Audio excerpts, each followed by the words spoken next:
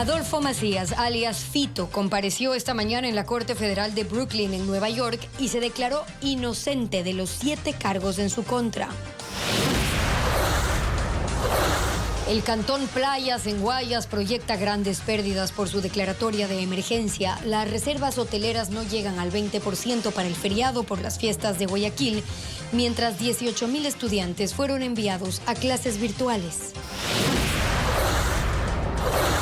Petroecuador suspendió la venta de 15 millones de barriles de petróleo y dejó de percibir ingresos por 900 millones de dólares debido a la paralización del bombeo de crudo que se extenderá hasta el 26 de julio. Televistazo muestra la ruta del contrabando de combustible en el poliducto de Petroecuador. 3 grupos delictivos controlan las perforaciones ilegales que dejaron 900 ataques y 180 millones de dólares en pérdidas. El municipio de Quito no pone fecha para terminar las reparaciones en la tubería afectada por un deslave, mientras en el sur de la capital está en marcha un plan para abastecer a centros médicos y educativos. En la entrega final del especial Justicia, las piezas de la crisis, Televistazo consulta a expertos sobre las posibles soluciones para los problemas del sistema judicial ecuatoriano.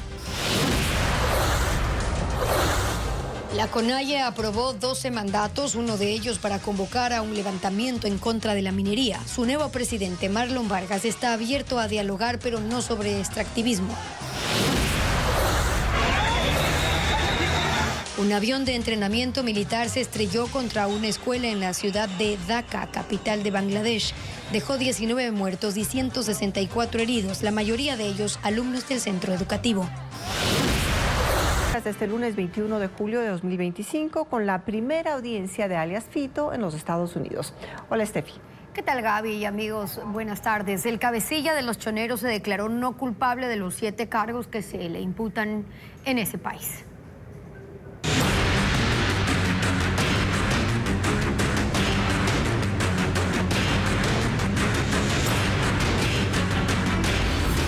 Fito, en manos de Estados Unidos.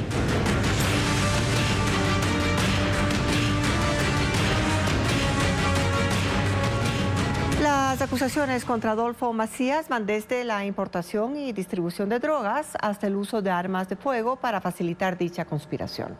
La próxima audiencia de Fito será el 19 de septiembre, como informa Estefanía Arias. Adolfo Macías, alias Fito, llegó a Estados Unidos en un avión enviado por el Departamento de Justicia de ese país. A las 14:13 despegó y salió por la zona de Esmeraldas. Según fuentes oficiales, no entró a espacio aéreo dentro de Colombia, sino que tomó rumbo por el Océano Pacífico. 1 hora después de haber salido de territorio ecuatoriano, el gobierno confirmó su extradición. Esta mañana, la vocera del gobierno, Carolina Jaramillo, dio más detalles. Lo que llevaba Fito en su bolsillo eran medicamentos.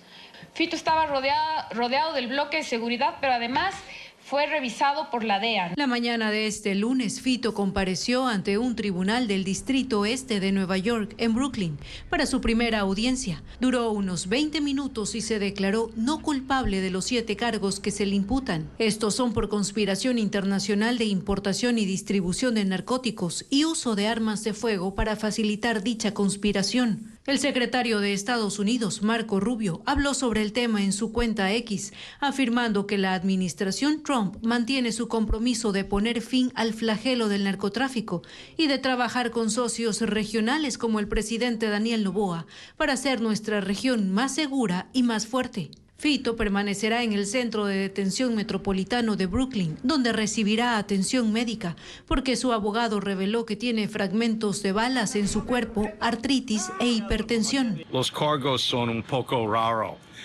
Mi cliente, esta es primera vez de mi cliente en los Estados Unidos, pero supuestamente este señor traficó en armas en los Estados Unidos y no tiene sentido. La próxima audiencia de Macías ante el juez que seguirá su caso será el 19 de septiembre. La extradición de alias Fito suspende las condenas pendientes en Ecuador, aunque los procesos sin sentencia podrían prescribir, como explica Fabiola Santana en el siguiente informe. La extradición de alias Fito a Estados Unidos no extingue sus penas en Ecuador. Aún le resta cumplir 23 años de cárcel de los 34 dictados por 2 casos de asesinato. La ejecución de las condenas se congelará hasta su regreso a Ecuador, según juristas consultados por Ecuavisa. Lo que sí podría prescribir son los procesos abiertos sin sentencia y que no pueden ser juzgados en ausencia. Uno de ellos es el delito de evasión. Para este miércoles está prevista la audiencia preparatoria de juicio por su fuga de la cárcel de Guayaquil en enero del año pasado. Ese es penado con hasta 3 años de cárcel. Lo mismo para el proceso de lavado de activos al que será vinculado. De avanzar el proceso y ser llamado a juicio, deberá estar en el país para ser juzgado y enfrentar hasta 13 años de cárcel. Si no llega antes del tiempo máximo de esas condenas, los casos prescribirán.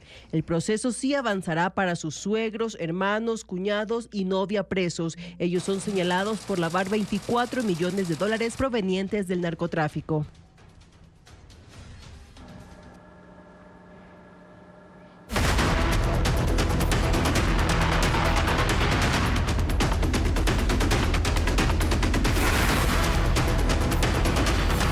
Quito Sur. Se aplaza la solución. La crisis por la falta de agua en los barrios del sur de Quito persiste. Sin embargo, el municipio ha garantizado el suministro para centros de salud y guarderías que continúan operando. Carla Delgado informa que el personal militar brinda apoyo logístico en estos lugares. La crisis por falta de agua en 6 parroquias del sur de Quito no termina. Este lunes de esa zona suman 12 días sin el servicio y según la empresa pública metropolitana de agua potable, aún no hay una fecha para su restablecimiento. El municipio ejecuta un plan en caso de emergencia para centros médicos, educativos y otros de atención prioritaria. Por ejemplo, guarderías y centros médicos. Suman 35. En esta guardería municipal de la Ciudadela Marta Bucaram, esta mañana los niños desarrollaban sus actividades con normalidad. Las maestras han hecho que los niños no sientan la escasez. Todos los días hemos dispuesto de agua, toda vez de que nos ha traído patronato, la misión. También los padres de familia han colaborado trayendo botellones para que se hidraten a lo largo de la jornada. No es la única. En esta guardería estatal también cuentan con agua proporcionada por el municipio. Los centros de salud tampoco han frenado sus actividades. Están abastecidos, aunque hay especialidades que requieren de más agua. Bueno, en odontología sí, porque no puede trabajar sin las turbinas con agua y todo eso. ¿Eso se ha suspendido, odontología? No, no está suspendido porque la doctora sí está por ahí trabajando, sí. Los tanqueros del ejército llegan a estos sitios a diario. Su llegada por estos días es motivo de tranquilidad para los vecinos de la zona que también se abastecen de líquido vital. Ha sido crítico, pero bueno, dando gracias a Dios con estos tanqueros nosotros hemos estado ya muy agradecidos y estamos contentos con lo que la agüita nos vienen a dejarnos. En la crisis a todos les ha tocado ahorrar. El agua debe durarles al menos 2 días hasta esperar el retorno de los tanqueros mientras continúa la emergencia. Una trocha angosta es la única vía de comunicación de 3 poblados del cantón El Chaco, y esto tras el avance de la erosión del río Coca que destruyó más de 400 metros de la carretera que une a esa localidad de Napo con la provincia de Sucumbíos. El informe con Elizabeth Quesada. Cada paso se hunde en el barro espeso. Las botas, cuando las hay, se pegan al suelo o quedan atrapadas en la montaña. Aquí no hay camino, solo una trocha angosta y resbaladiza que cruza vegetación y laderas inestables. Esa es la única ruta que tienen los habitantes de San Carlos, San Rafael y San Luis en el cantón El Chaco, provincia de Napo, para llegar o salir de sus comunidades. Ya que donde antes se extendía la carretera Chaco-Lago Agrio, hoy solo queda un abismo. La tierra cedió en el kilómetro 62 por efecto de la erosión regresiva del río Coca, que arrasó con más de 400 metros de una ruta por donde circulaban 3.000 vehículos al día. Ahora la rutina es una travesía diaria. Más o menos estamos cargando casi 1 kilómetro de distancia con todos los víveres, todas las cosas, los niños. La erosión también afectó las bases del puente sobre el río Loco, lo que impide cualquier conexión vehicular. La ciudad más cercana para conseguir provisiones es Lumbaquí, en Sucumbíos, a 1 hora de distancia. No hay ni qué comer acá porque ¿qué viene? No hay nada. ¿Dónde va a ir a comprar? Está cerrado todo. Los restaurantes y pequeños comercios que funcionaban a lo largo de la carretera Chaco-Lago Agrio han bajado sus puertas por la falta de productos básicos, como arroz, azúcar y atún. Y sobre todo, por la falta de clientes, ya no hay viajeros para atender. Y a esto se suman 3 semanas sin energía eléctrica ni conectividad. Los postes de luz e internet cayeron junto con la vía, arrastrados por la erosión. Un avión de entrenamiento militar se estrelló contra una escuela en la ciudad de Dhaka, capital de Bangladesh. Hasta el momento se confirman 19 personas muertas y 164 heridos, en su mayoría niños. Una tragedia aérea sacudió el barrio de Uttara en el norte de la ciudad de Dhaka. Un avión de entrenamiento de la Fuerza Aérea de Bangladesh se estrelló contra el campus de la escuela y colegio Milestone. El siniestro ocurrió poco después de que la aeronave despegó, alrededor de la 1 de la tarde hora local. Según autoridades militares, el avión comenzó a descender de manera repentina. Fue directo hacia un edificio de 2 plantas y colisionó contra su parte inferior. Entonces la aeronave se incendió. Sucedió cuando unos 2.000 estudiantes de primaria y secundaria se encontraban en clases. Hasta el momento reportan 19 fallecidos, en su mayoría niños. Además hay 164 personas heridas, entre ellas el piloto, que fue trasladado a la unidad de cuidados intensivos del hospital militar. El servicio de bomberos advirtió que la cifra de víctimas podría aumentar a medida que se remueven los escombros. Petroecuador suspendió los concursos para la venta de 15 millones de barriles de petróleo, dejando de percibir ingresos por 900 millones de dólares debido a la paralización del bombeo de crudo que se extenderá hasta el 26 de julio. Adriana Bermeo actualiza la situación de los oleoductos. El gobierno fijó nuevas fechas para la reactivación de los oleoductos, 23 de julio para el oleoducto de crudos pesados, OCP, y 26 de julio para el sistema de oleoducto transecuatoriano SOTE, pero no son definitivas.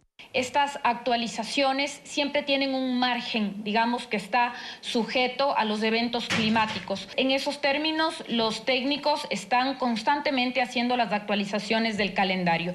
La semana pasada el gobierno anunció que el reinicio de operaciones sería el 17 de julio, pero no se cumplió. Los retrasos, según la vocera Carolina Jaramillo, se deben a la erosión regresiva del río Coca que causó de inicio la paralización del OCP y del SOTE el 1 y 2 de julio respectivamente. Se detuvo el bombeo de crudo para evitar derrames. Hasta el momento el gobierno no tiene las cuentas del dinero que pierde el país tras 20 días sin exportar petróleo. Expertos han calculado que son alrededor de 24 millones de dólares diarios. La única cifra que fue proporcionada este lunes es la de la reparación del SOTE, que asciende a 2 millones de dólares. Mientras tanto, la paralización de los oleoductos obliga al gobierno a tomar otras decisiones. Este fin de semana se cancelaron 7 concursos para vender 15 millones de barriles de crudo que representan 900 millones de dólares de ingresos para el país. Aún no hay fecha para que se retome esa venta. Según el último reporte de Petroecuador, su producción alcanza 19.077 barriles diarios, apenas el 5% de lo que producía antes de la paralización del SOTE. El Cantón General Villamil Playas, en Guayas, vive las secuelas de la declaratoria de emergencia tras la masacre del sábado. 18.000 alumnos de 38 planteles educativos fueron enviados a clases virtuales, mientras que el sector turístico reporta que las reservas hoteleras no llegan ni al 20% para el feriado del próximo fin de semana por las fiestas de Guayaquil. Melín Ochoa con la información. Villamil Playas, el único balneario de la provincia del Guayas, está de luto. Este cantón de 80.000 habitantes, cuya economía depende casi en su totalidad del turismo, fue declarado en emergencia tras la masacre del sábado, 11 hombres acribillados dentro de un billar. Esta mañana el cabildo lucía casi vacío. Sí había atención, pero la ausencia de ciudadanos era evidente. En la calle del destacamento policial, las vallas metálicas cercan el paso. Hace 2 meses, esta localidad fue priorizada por la presencia del crimen organizado. Ya Playas fue asignado 20 servidores policiales más, con 10 motocicletas, incluso que vinieron. Adicional hemos tenido los fines de semana, incluso el apoyo de personal de la Unidad de Mantenimiento del Orden Público. Tras la declaratoria de emergencia por 60 días que dispuso el COE cantonal, se suspendieron las clases presenciales en los 38 establecimientos educativos de la localidad y sus 18,000 estudiantes pasaron a la modalidad virtual. Según el sector hotelero y gastronómico, el fin de semana fue el peor del año y a 4 días del feriado por las fiestas de Guayaquil, las reservas no superan el 20%. El Cabildo solicitó al gobierno que imponga un toque de queda desde las 10 de la noche hasta las 5 de la madrugada. Sin embargo, hay otras restricciones. Se tomó la resolución de los locales de diversión nocturna como bares, discotecas y otro tipo de establecimiento. El horario de atención es de 3 de la tarde a 8 de la noche. También se cancelaron las fiestas de cantonización previstas para agosto, que atraen un promedio de 500,000 turistas. Televistazo recorrió la ciudad durante 2 días. Ni habitantes de los barrios ni dueños de negocios quieren hablar ante la cámara por el miedo. El panorama en el balneario es desolador. Negocios cerrados, letreros de "se alquila", restaurantes vacíos. La policía y las Fuerzas Armadas patrullan las zonas bancarias y céntricas. Hasta ahora no está claro el motivo del ataque, aunque según los uniformados, los 11 asesinados son víctimas colaterales que estaban en la hora y lugar equivocado. La violencia no da tregua en Manabí. En menos de 48 horas hubo nuevos ataques armados en los cantones Portoviejo, Manta y Sucre. Mientras las autoridades intentan contener la ola delictiva con operativos militares y refuerzo policial. Este fue el momento en el que ciudadanos intentaban socorrer a un hombre atacado a tiros en la calle Francisco de Paula Moreira, una de las zonas comerciales de Portoviejo en Manabí. Ocurrió este lunes, poco después de las 10 de la mañana. La víctima fue trasladada a un hospital. La policía llegó minutos más tarde a la escena. Por este caso no hay detenidos, tampoco por el ataque ocurrido el sábado en la ciudadela El Guabito, donde 2 hermanos fueron acribillados y otras 4 personas resultaron heridas. Un video de seguridad captó el instante en que las víctimas estaban frente a una tienda. Se observó la llegada de 6 sicarios a bordo de 3 motocicletas. Dispararon y luego escaparon. En Manta la violencia tampoco se detuvo. El domingo hubo 2 asesinatos y en el cantón Sucre se confirmó el hallazgo de un cuerpo desmembrado. Son los hechos más recientes en Manabí, que desde la semana pasada enfrenta una nueva escalada de violencia. Mientras los grupos élite del bloque de seguridad continúan recorriendo la provincia, concentrando sus operaciones en 22 sectores considerados de alto riesgo. Militares operan en patrullas de 20. En Picuazá, por ejemplo, se suben a los buses para requisar a los pasajeros y realizan controles a conductores y vehículos particulares. Según la policía, Manabí es una zona en disputa entre los lobos y los choneros.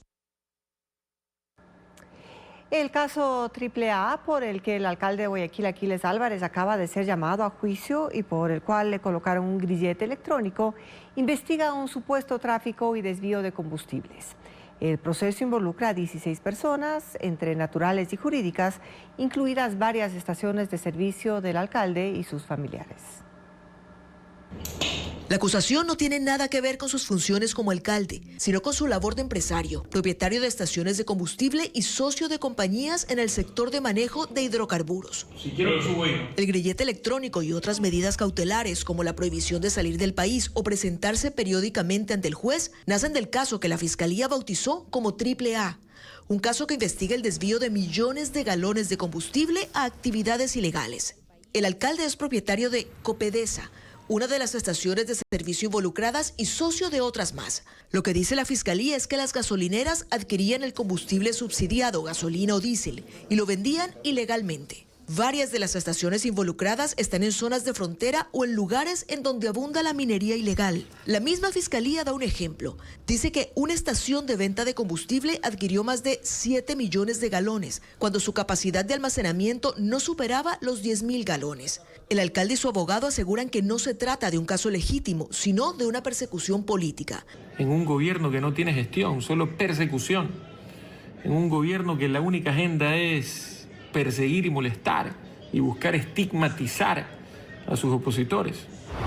La denuncia fue hecha en el 2023. Los primeros allanamientos se dieron en el 2024 y el sábado anterior, tras una serie de demoras y dilaciones que evitaron la instalación de las audiencias, se produjo el llamamiento a juicio del alcalde. Y el grillete es símbolo de la persecución, que de ahora en adelante la voy a arrastrar todos los días mientras continúe este proceso. Lo del grillete electrónico ya había sido planteado en abril, pero él y su defensa presentaron certificados médicos que confirmaban una afección cardíaca, lo que le impedía portar el dispositivo. En esta ocasión, la orden del juez fue cumplida, pero el abogado de Álvarez anunció que apelará el uso del grillete. Más allá de este punto en particular, el juicio sigue. La distribución ilegal de hidrocarburos contempla una pena que puede llegar hasta los 5 años de cárcel, dependiendo de la escala y de la gravedad del delito.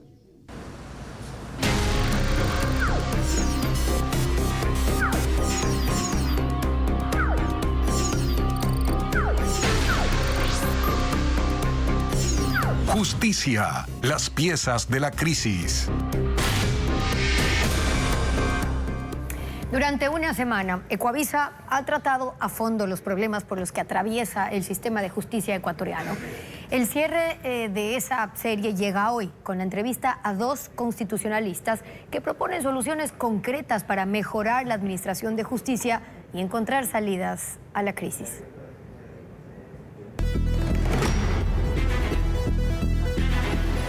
En cada una de las instituciones encargadas de administrar justicia hay propuestas para solucionar sus propios problemas.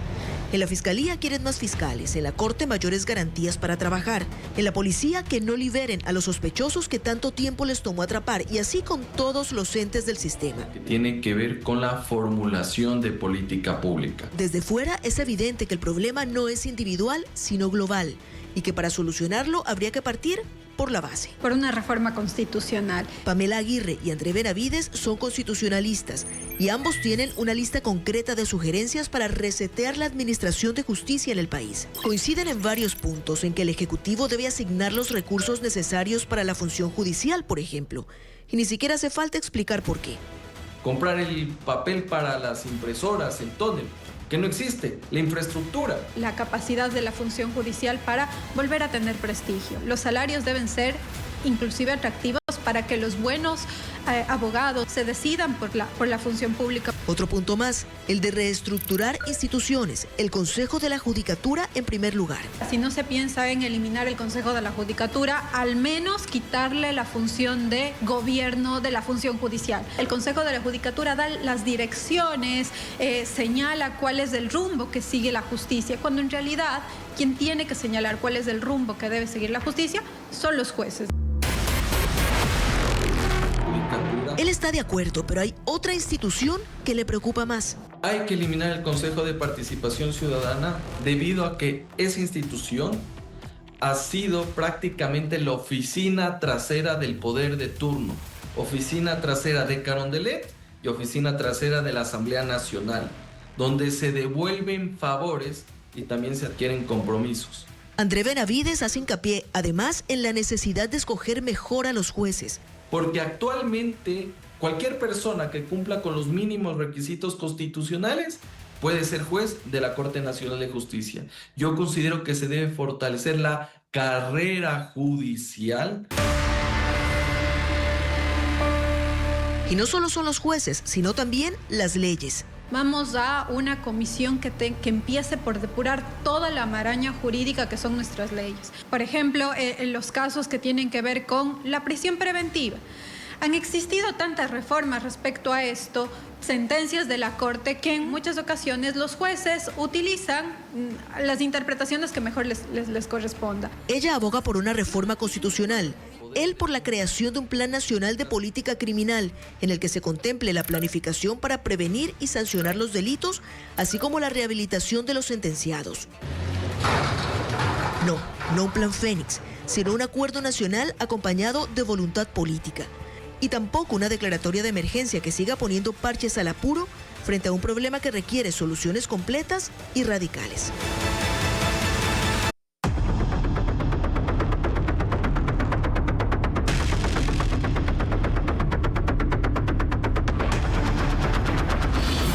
CONAIE.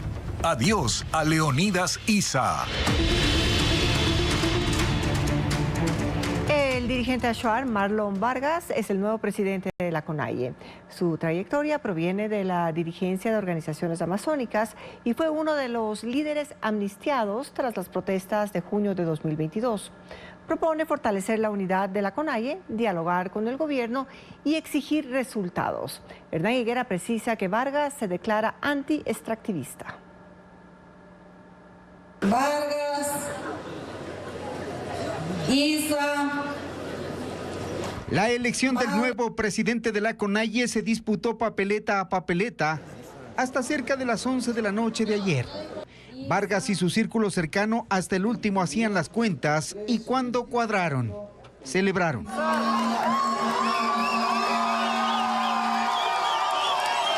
Marlon Vargas se impuso sobre Leonidas Issa con una diferencia de 77 votos y así sepultó el propósito de reelección que tenía. Los simpatizantes de Vargas no se cohibieron y gritaron contra los pactos políticos del saliente presidente.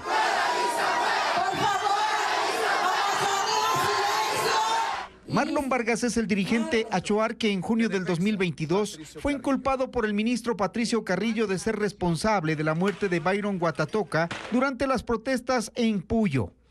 El dirigente, nacido en Capaguari, Pastaza, tiene 49 años y ha estado 2 veces al frente de la Confederación de Nacionalidades de la Amazonía. Estuvo entre los procesados por la fiscal Diana Salazar por delitos de secuestro, terrorismo, actos de odio en el marco de las protestas de hace 3 años. Su nombre está en la lista de los líderes amnistiados.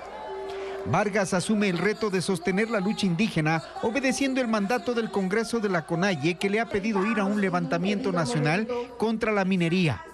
Luchar también por la inconstitucionalidad de las últimas 5 leyes del gobierno y exigir un diálogo, pero con resultados. Y cuando no hay resultados, cuando no hay respeto, cuando no hay consulta previa, libre e informada por el tema del extractivismo, seguiremos luchando. Marlon Vargas no tiene el apoyo de todos. En el Congreso fue acusado de ser cercano al gobierno de Noboa por apoyarlo en la campaña. Y uno de los mandatos es impulsar la expulsión de los 6 asambleístas de Pachacuti que votan con el Ejecutivo. El mandato de Vargas se extenderá hasta el 2029. El nuevo Consejo Político de la CONAIE deberá cumplir con más de 70 resoluciones aprobadas en el Congreso de la organización indígena, que incluye temas como el rechazo a la minería. Según los analistas, también enfrenta el desafío de diferenciarse de la administración de Leonidas Issa. Y si hay una muletilla allí. Aunque Leonidas Issa negó cualquier vínculo con el correísmo, la victoria de Marlon Vargas trajo estos gritos de festejo. La llegada de un nuevo presidente trae un mensaje de renovación en la organización indígena y el desafío de redefinir sus posturas, según la analista Sofía Cordero. Buscar sus raíces en términos no milenaristas, no románticos, sino las raíces de una agenda que debe retomar si quiere resurgir y si no quiere implosionar con el correísmo.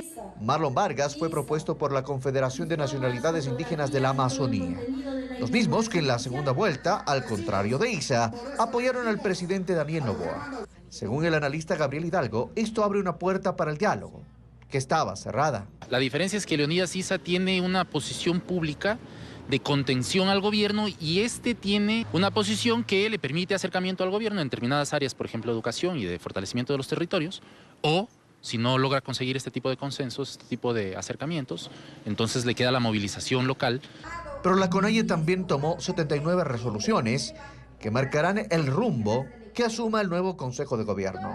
Entre ellas está, por ejemplo, impulsar una consulta popular para declarar a Ecuador un país libre de minería, el rechazo al catastro minero, convocar a un levantamiento contra el extractivismo y pedir la inconstitucionalidad de las últimas leyes aprobadas por la Asamblea. Lo importante y fundamental es que el concepto del levantamiento, la idea del levantamiento, retome sus raíces, vuelvo a los orígenes de los años 90, de hacerse presentes en el espacio público, pero con un discurso político, no con un discurso, como digo, violento, ¿no es cierto?, basado en el estallido social. Según los analistas, la renovación da un mensaje positivo desde la CONAIE. Con el pasar de los días, se confirmará si existe un real cambio.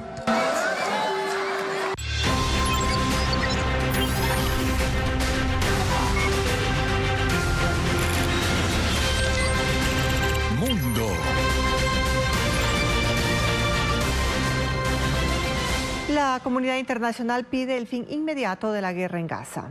25 países, desde Reino Unido hasta Japón, han hecho una declaración conjunta en la que mencionan cómo el nivel de sufrimiento de la población civil ha alcanzado niveles alarmantes. Condenan que 800 personas hayan muerto mientras esperaban ayuda humanitaria, así como la expansión militar de Israel, que hoy desató una nueva ofensiva terrestre. Israel emitió nuevas órdenes de evacuación para la región central de la Franja de Gaza y fuentes locales aseguran que a punto seguido, tanques de las fuerzas de defensa lanzaron por primera vez un ataque contra Dir al-Balá, localidad que se había convertido en refugio para miles de gazatíes desplazados desde otras ciudades. Hoy, los ministerios de Relaciones Exteriores de Reino Unido, junto a otros 20 países europeos, además de Canadá, Australia, Nueva Zelanda y Japón, emitieron un comunicado conjunto con un mensaje que dicen es simple y urgente, que la guerra en Gaza debe cesar inmediatamente. Mencionan los niveles de sufrimiento de la población civil, que el modelo de distribución de ayuda humanitaria implementado por Israel es peligroso y priva a los gazatíes de su dignidad humana. Una distribución a cuentagotas y el asesinato de civiles, incluidos niños, que intentan satisfacer sus necesidades más básicas de agua y alimentos, pues 800 personas han muerto por los ataques mientras buscaban ayuda, 100 solo en este fin de semana. En paralelo hablan de los rehenes israelíes en Gaza, condenan su continua detención, exigen también su liberación inmediata. Expresan su compromiso a seguir apoyando la negociación para un alto al fuego y hallar una vía política hacia la paz en Medio Oriente. Israel ha reaccionado diciendo que la misiva está desconectada de la realidad y que envía un mensaje equivocado al grupo Hamas, que dice es el único responsable de que esta guerra haya comenzado y se esté prolongando en medio de los nuevos ataques iniciados hoy y el traslado masivo de heridos por fuego de artillería a los hospitales de Gaza. Irán anunció que este viernes retomará las conversaciones sobre su programa nuclear con Francia, Alemania y Reino Unido. El encuentro será en Estambul, Turquía, en medio de las tensiones por posibles sanciones internacionales. El portavoz del Ministerio de Exteriores iraní, Ismail Baghei, aseguró que la postura de su nación será más firme tras el reciente conflicto con Israel. Este año la República Islámica ha celebrado 4 rondas de diálogo con estos países y además de 5 encuentros con Estados Unidos, sin avances por las diferencias sobre el enriquecimiento de uranio. Washington exige su eliminación total, mientras Irán insiste en su derecho a un programa nuclear pacífico. A partir de hoy, el gobierno comenzará a cobrar las garantías por incumplimientos en los contratos firmados con Progen para la construcción de las centrales térmicas del Salitral y Quevedo. A continuación, Francisco Arce resume los anuncios que la vocera gubernamental hizo este lunes. El gobierno cobrará esta semana las garantías de los contratos suscritos con Progen para la construcción de las centrales termoeléctricas del Salitral y Quevedo. Este lunes se ejecutará la primera garantía por el contrato de Quevedo y el miércoles la segunda por Salitral. En conjunto suman $7,5 millones. La vocera gubernamental Carolina Jaramillo dijo que el cobro es el siguiente paso en el proceso de terminación unilateral de los contratos con esa empresa por los continuos retrasos en la instalación de las centrales. El gobierno espera demostrar la culpabilidad de la contratista y está previsto que esta semana se conozca el informe de la Contraloría sobre esas contrataciones. Hay que dejar que la Contraloría haga su trabajo y que los resultados sigan mostrando lo que tengan que mostrar. Si hay funcionarios que desvincular, es lo que se está haciendo. Hasta la fecha, por las 2 centrales eléctricas, el Estado ha desembolsado 108 millones de dólares de los contratos que se firmaron por 148 millones de dólares. Según el gobierno, la infraestructura construida y los generadores que se encuentran colocados compensan los pagos realizados. La intención del gobierno es hacerse cargo de la última parte de la construcción de las plantas y ponerlas a funcionar a cargo de la estatal Selec.